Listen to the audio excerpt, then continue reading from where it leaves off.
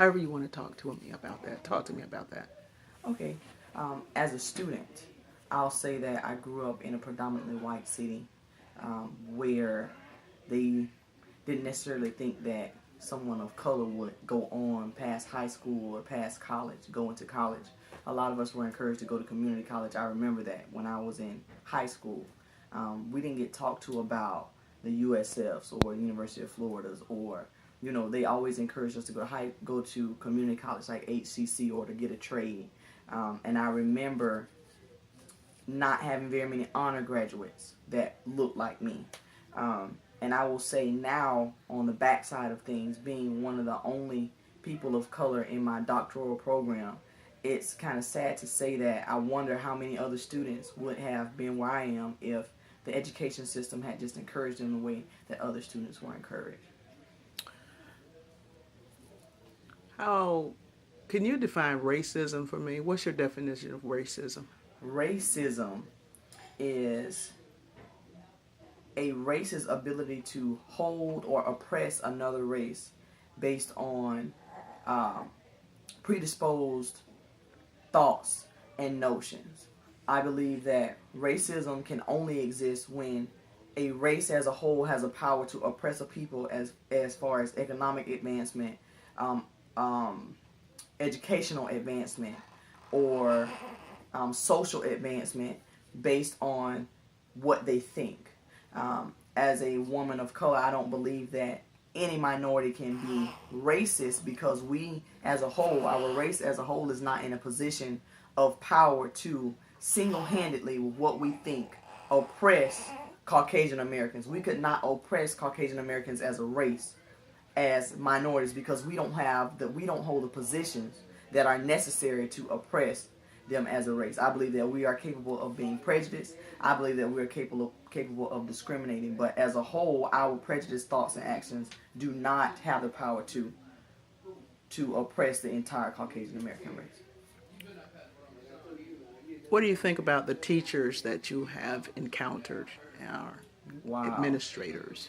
I believe that there is a need for teachers are who truly understand diversity and understand that we don't all come from the same place. And that's across the board. Black teachers, white teachers, Hispanic teachers. I don't think there's enough education as far as minorities are concerned. I don't believe that there's enough emphasis put on the fact that not all of them, just because you come from a poor area doesn't mean that you're dumb. A lot of those kids are the smartest kids that you'll encounter, but they're not given a chance. And when I'm treated like I'm not smart, I believe that eventually kids start to respond that way. They start to respond like, well, they don't think I'm smart anyway. So they start to, like, there are kids who come from those type of backgrounds who will fail a class and make an A on the final.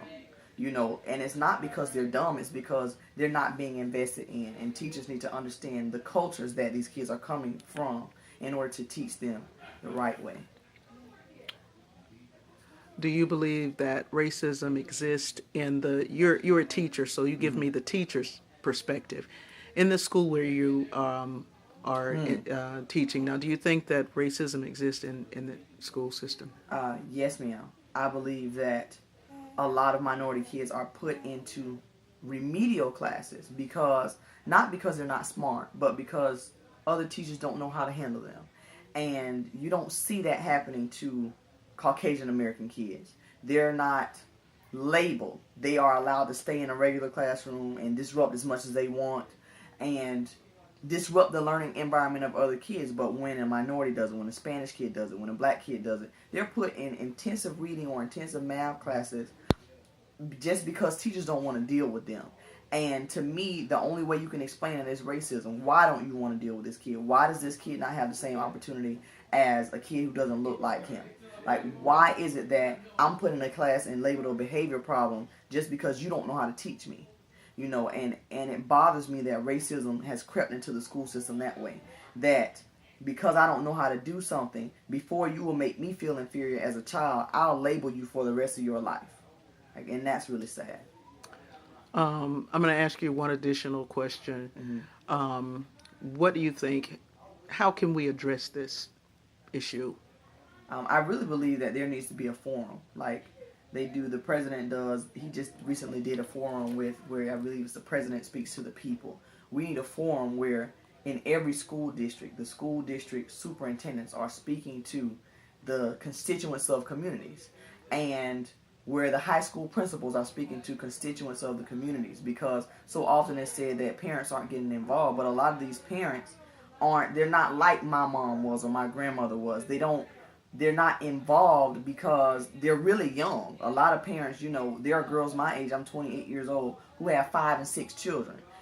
Single parent homes is a lot of what we're seeing, and I believe that educators can't keep saying that the parents need to come to the school. When I was in school, the school would go to the parents. It was a village mentality, and now we've gotten away from that. Thank you very much for your candor. You're welcome.